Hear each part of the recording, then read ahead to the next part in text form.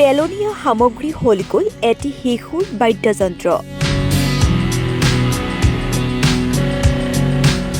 পেলনীয়া সামগ্ৰীৰে বাদ্যযন্ত্ৰ বজাই ভাইৰেল শিশুটি।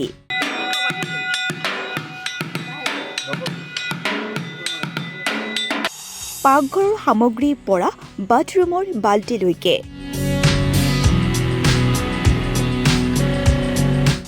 সকলো ব্যৱহাৰ কৰে প্ৰিয়াংশুৱে। নমস্কাৰ, মোৰ নাম শ্ৰী প্ৰিয়াংশু সিং। মই ক্লাছ 5 ডনবস্কো স্কুলত পঢ়োঁ।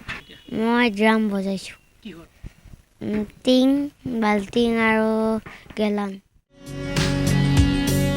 মঙলদৈ তামুলীপাৰৰ প্ৰিয়াংশু সিং নামৰ ৫ম শ্ৰেণীৰ এজন ছাত্ৰৰ এনে পাৰদৰ্শিতাই এতিয়া সকলোকে আচৰিত কৰিছে। শিশুটিয়ে পেলনীয়া সামগ্ৰীৰ পৰা বজাই বাদ্যযন্ত্ৰ।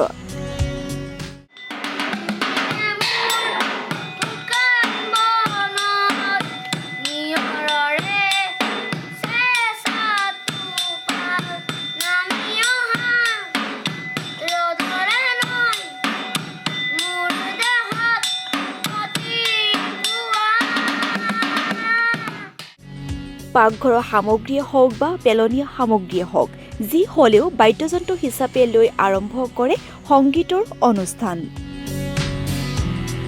শিশু প্ৰিয়াংশু সিঙৰ বিষয়ে প্ৰীতিয়ে কি ক'লে শুনক।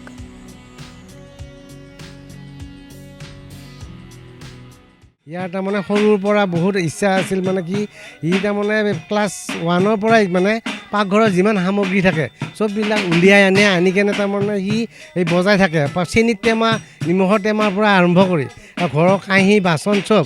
তাৰ মাকৰ খং উঠি কেতিয়াবা তাৰমানে খেদে।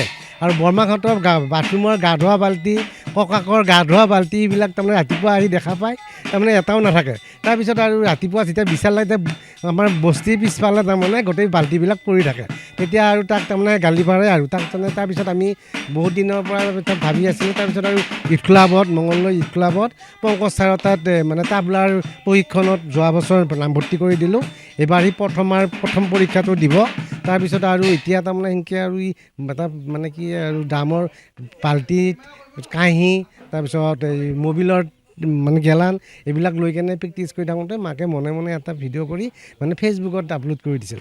তাৰপিছত সেই ভিডিঅ'টো মানে গোটেই অসমৰ ৰাইজে আমাক সঁহাৰি দিলে। তাৰ বাবে মই গোটেই সকলো অসমবাসী ৰাইজক মই মোৰ ফালৰ পৰা আন্তৰিক শুভেচ্ছা জ্ঞাপন কৰিছোঁ।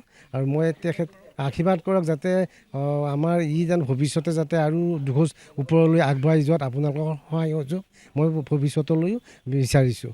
এতিয়া সি মঙলদৈ ডনবস্কো হাইস্কুলত ক্লাছ 5ত পঢ়ি আছে।